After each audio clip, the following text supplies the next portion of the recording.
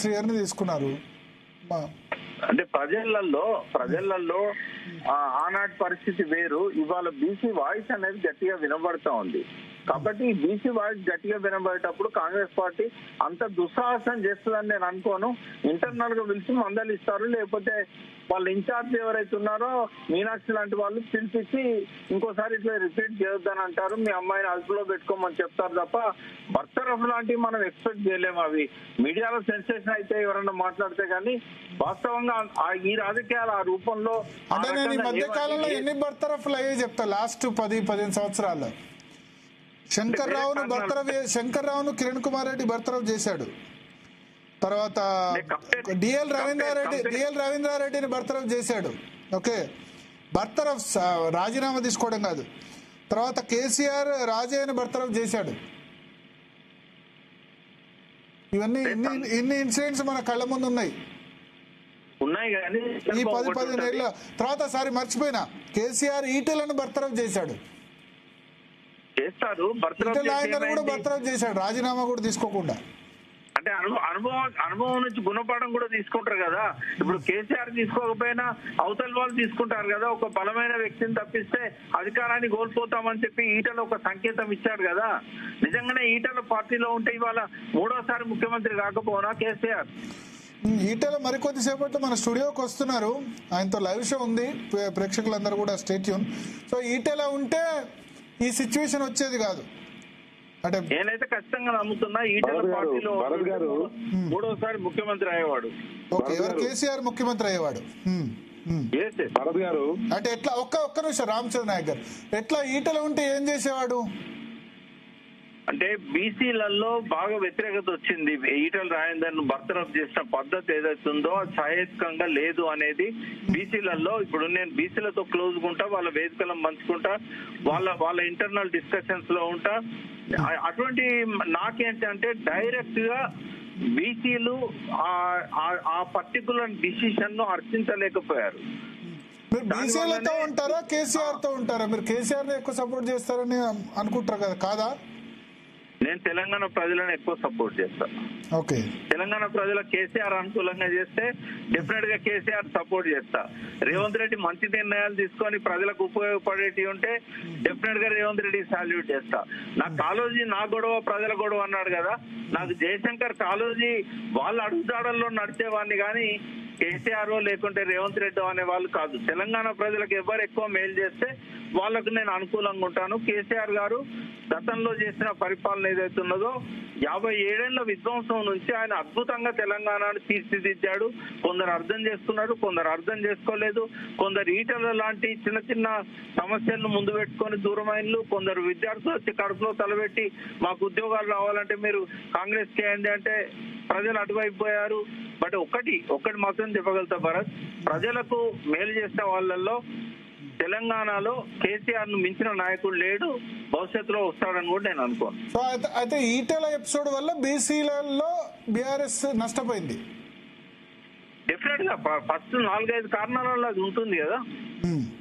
So ఇప్పుడు అట్లాగే కొండా సురేఖ విషయంలో రేవంత్ రెడ్డి కూడా నిర్ణయం తీసుకోరు, ఎందుకంటే బీసీలో నష్టమవుతుంది కాబట్టి. డెఫినెట్ గా తీసుకోడు, ఎవరైనా చేతులు కూడా కట్టుకోవచ్చు. ఓకే, ఎస్ రామచంద్ర నాయక్ గారు ఏదో చెప్పాలనుకుంటారు, చెప్పండి. రామచంద్ర నాయక్ భరత్ గారు పెద్దలు ప్రకాష్ గారు మాట్లాడిన దాంట్లో 2-3 విషయాలు మనం దృష్టి తీసుకొద్దామని. మొదటిది, కాంగ్రెస్ పార్టీ డెఫినెట్లీ 146 సంవత్సరాల చరిత్ర గల పార్టీ, డెమోక్రటిక్ పార్టీ. దీంట్లో స్వేచ్ఛ ఉంటది, నో డౌట్. దాంట్లో ప్రజాస్వామికంగా ప్రతి ఒక్క మరి సామాజిక వర్గానికి ఒక రిప్రజెంటేటివ్ ఉంటాడు. అయితే ఎవరైనా కానీ వారి హద్దు దాటిన తర్వాత దాని మీద చర్యలు అనేది పార్టీ అధిష్టానం తీసుకుంటారు. అదేవిధంగా కొండా సురేఖ గారు అందరికంటే ముందుగా రేవంత్ రెడ్డి గారు మరో రాజశేఖర రెడ్డి లాంటి లీడర్ అవుతాడని చెప్పేసి ఆనాడు రావిర్యాల మీటింగ్ లో మరి కాంగ్రెస్ నుంచి అందరికంటే ముందు సంఘీభావం తెలిపి రేవంత్ రెడ్డి గారి నాయకత్వాన్ని బలపరిచిన వ్యక్తే ఈ రోజు మంత్రిగా అవకాశం తీసుకొని వారు సాఫీగా గడుస్తున్న ఈ సమయంలో, అదేవిధంగా దేశ రాజకీయాల్లో రాష్ట్ర రాజకీయాల్లో డీలిమిటేషన్ కాబోతా ఉన్నాయి. డీలిమిటేషన్ బిల్లు కూడా పాస్ అయితే రేపు నియోజకవర్గాలు దాదాపు 170-80 దాకా పెరిగే పరిస్థితి ఉంది. ఇలాంటి పరిస్థితులలో ఒక సరే వారి ఫ్యామిలీ బ్యాక్గ్రౌండ్ ఉండొచ్చు.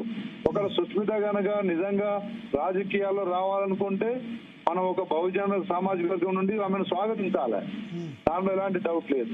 కానీ వారు క్షేత్ర స్థాయిలో ఎలాంటి వారి కంట్రిబ్యూషన్ లేకుండా, ప్రజల్లో వారి సేవా కోణం లేకుండా వారినే ఎందుకు ప్రజలు స్వాగతిస్తారండి?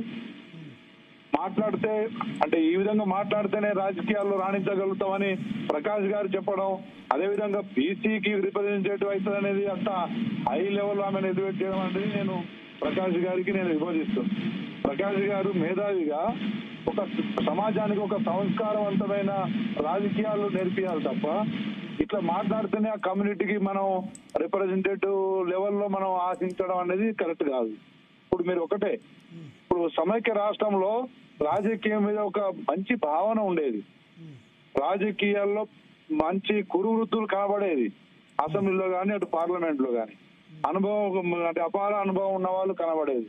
మా సత్యవతి రాథోడ్ గారు దాదాపుగా 89 నుండి ఇప్పటిదాకా పాపం వారు ప్రజల్లోనే వారు ఉన్నారు కాబట్టి వారికి ఒక అవకాశం వచ్చింది తప్ప వారు ఏనాడు మరి ఈ ఆవేశం గాని ఇలాంటి యాంగిల్లో కానీ మాట్లాడిన సందర్భాలు లేవే. రైట్. ఇంకొకటి, కొండ సురేఖ గారికి ఇప్పుడు ఏమైనా పార్టీలో ఏమైనా ఇబ్బందులు కలిగినాయా, వారి శాఖలో ఏమైనా ఇబ్బందులు వచ్చినాయా, అది సురేఖ గారు చూసుకుంటారు. శాఖలు వచ్చాయి కదా ఇబ్బందులు. ఒకవేళ దేవాదాయ శాఖలో 2-3 సార్లు ఆమె చెప్పారు సమ్మక్క సారక్క టెండర్లు నాకు తెలియకుండా జరిగాయి. అవి మైనర్ థింగ్స్ అండి, అవి ఇప్పుడు మైనర్ థింగ్స్. అది R&B నుంచి ఎట్లా మైనర్ థింగ్? దాదాపు 100 కోట్ల టెండర్ ఆమె శాఖలో ఆమె తెలియకుండా జరిగితే మైనర్ థింగ్ ఎట్లా? అంటే ఒకటి భరత్ గారు, అక్కడ 3 శాఖలు ఇన్వాల్వ్ అయినాయి. సమ్మక్క సారక్క ఎండోమెంట్ నుంచి ఫండ్స్ రాలే, R&B నుంచి ఫండ్స్ వచ్చినాయి. సో ఆమె కూడా తెలియజేసిరా తెలియజేయలేదా సరే అది అంతర్గత విషయం, అదొక భాగం. చిన్న చిన్న విషయాలు అవి సరి తీసుకుంటూ పోతుంది కదా. సురేఖ గారు అయితే అంతర్గత విషయం కాదు కదా, అది సెల్ఫ్ రెస్పెక్ట్ సంబంధించి కదా. ఇప్పుడు ఈటల రాజేందర్ గారికి ఆత్మాభిమానం మీద కొట్టింది కాబట్టి ఈటల రాజేందర్ గారు బయటికి పోవాల్సిన పరిస్థితి వచ్చింది. అదేవిధంగా ఆ రోజు కేసీఆర్ గారు బలంగా ఉన్న కేసీఆర్ మీద దాదాపు 3,000 కోట్లు ఖర్చు పెట్టినా గానీ ఈటల రాజేందర్ గారిని గెలిపించుకున్నారు జనం. అక్కడ పరిస్థితి సిచ్యువేషన్ వేరు. కానీ ఇక్కడ అహంకారం పూరితంగా ప్రవర్తించడం వల్ల ప్రజలు స్వాగతిస్తారని ఏ విధంగా భావిస్తున్నారు? ఇలాంటి సంస్కారం రేపు రాజకీయాల్లో కొనసాగితే రాజకీయాల విలువలు పెరుగుతాయా, విలువలు తగ్గుతాయా? ఒకవేళ నిజంగా మీరు కష్టపడండి, నియోజకవర్గాలు డివైడ్ అయిన తర్వాత ఎక్కడో ఒక దగ్గర నీ క్యాపబిలిటీ ఉంటే తప్పకుండా పిలిచి టికెట్ ఇస్తారు కదా. అదే విధంగా ప్రకాష్ గారు ఇంకొక 2వ పాయింట్ మెన్షన్ చేసిరు, రేవంత్ రెడ్డి గారు డోర్నకల్ సభలో డోర్నకల్కి వచ్చారా సీఎం ఇంతవరకు? నేను అదే చెప్పబోతున్నా మీకు. రేవంత్ రెడ్డి గారు వారు పరిధి దాటి మాట్లాడిదని మరి నాకు నేను కాంగ్రెస్ పార్టీలో చేరిన రోజే ఉత్తమ్ కుమార్ రెడ్డి గారు స్వయంగా గాంధీ భవన్ సాక్షిగా గాంధీ భవన్ మెట్ల మీదనే డోర్నకల్ కి రామచంద్ర నాయక్ టికెట్ కేటాయించే బాధ్యత నాదని చెప్పేసి ఆ రోజు డిక్లేర్ చేసిరు. అంటే కొన్ని కాన్స్టిట్యున్సీస్ కి కొన్ని పరిస్థితులు ఉంటాయి, టికెట్ కేటాయించే బాధ్యత నాది ఉంటది, టికెట్ కేటాయించే బాధ్యత అనేది నాది వేరు, గెలిపించడం అనేది వేరు వేరు కదా. టికెట్ రామచంద్ర నాయక్ అని చెప్పి డిక్లేర్ చేసిందండి. నేను ఒకటే కండిషన్ పెట్టిన ఆ రోజు, రెడ్డి నాయక్ గారు కాంగ్రెస్ పార్టీలో సుదీర్ఘ రాజకీయ ప్రస్థానం ఉంది, మళ్ళీ ఆయన వెనకకు వచ్చి అవకాశవాదంతో మళ్ళీ వెనకకు వస్తే నా పరిస్థితి ఏందని అడిగితే నేను ఇప్పుడే డిక్లేర్ చేస్తా అన్నారు. డిక్లేర్ చేసిరు కూడా. డిక్లేర్ చేసినప్పుడు అంటే ఆ రోజు లేని ప్రస్తావనలు ఇప్పుడు ఎందుకంటే ఇక్కడ మరి కొండ మంత్రి కుమార్తె పోటీలో ఉన్నారు కదా, సరే మీకంటే అక్కడ పోటీ లేకపోవచ్చు. నిజంగా పర్కాల్లో నిజంగా సుస్మిత నిజంగా తిరుగుతుందా? నిజంగా ప్రజల క్షేత్రంలో మరి ఆమె సేవా కార్యక్రమాలు కొనసాగిస్తుందా? ఉందా? ఆమె నిజంగా అక్కడ ఉందా? అది కూడా చూడండి. ఇప్పుడు ఏదో తండ్రి పేరు చెప్పుకొని వెనక తల్లి పేరు చెప్పుకొని మీరు ముందుకు పోయేది ఉంటేనేమో సమన్వయంగా ఉండాలి, కొంచెం సమయం పాటించాలి, ఓపిక పట్టాలి. టికెట్ ఇప్పుడు ఇవ్వట్లే కదా, ఇంకా 3 సంవత్సరాల తర్వాత పరిస్థితి. అదే విధంగా పెద్దలు ఇప్పుడు చెప్పిన సత్యవతి రాథోడ్ గారే మాకు ఆదర్శం. 30-35 సంవత్సరాలు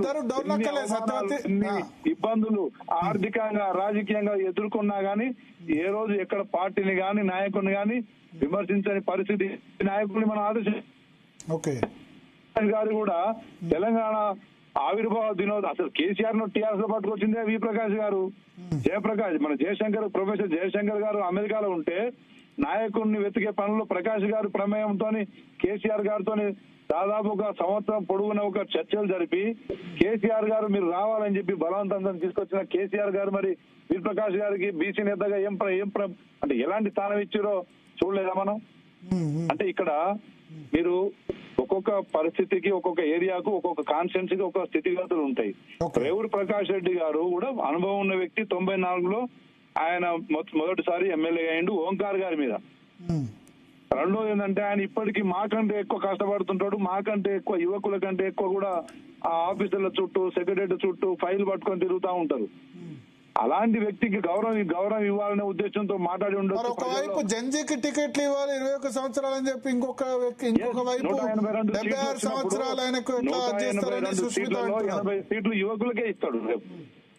మొన్న మనం గెలిచిన 65 సీట్లలో దాదాపుగా 40-45 మంది యువకులే ఉన్నారు. మొదటిసారి గెలిచిన ఉన్నారు. ఓకే, దాంట్లో డాక్టర్స్ ఉన్నారు, విద్యావంతులు ఉన్నారు, మేధావులు ఉన్నారు.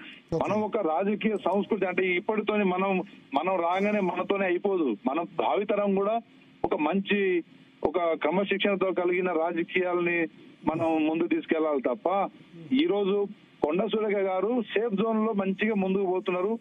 కేబినెట్ లో మంచి వారికి సీతక్క గారికైనా సురేఖ గారికైనా సమాన గౌరవం ఇచ్చుకుంటూ ముందుకు పోతున్నప్పుడు పార్టీని ఎట్లా బలోపేతం చేయాలి, ఇంకా పార్టీలో ఇంకా మనం భవిష్యత్తు ఇంకో 10 సంవత్సరాలు ఏ విధంగా రాజకీయాల్లో ప్రజల్లో సేవా కార్యక్రమాల్లో ఉండాలనే ఆలోచనతో కుటుంబ సభ్యులు మెలగాలి తప్ప ఈ విధంగా మనం ప్రవర్తించడం అయితే ఇది సభ్య సమాజం ఒప్పుకోదు. రెండవది కులాలకు ఇలాంటి వాయిస్ కి కులాలకు లింకులు పెట్టడం కూడా నేను ప్రకాష్ గారు లాంటి మేధావులు మాట్లాడడం నేను ఒప్పుకోనండి. అంటే ఒక గిరిజన ఒక వ్యక్తికి ఏమైనా అన్యాయం జరిగితే ఆ గిరిజన పక్షాన నేను ఉంటా ఓకే, కానీ గిరిజన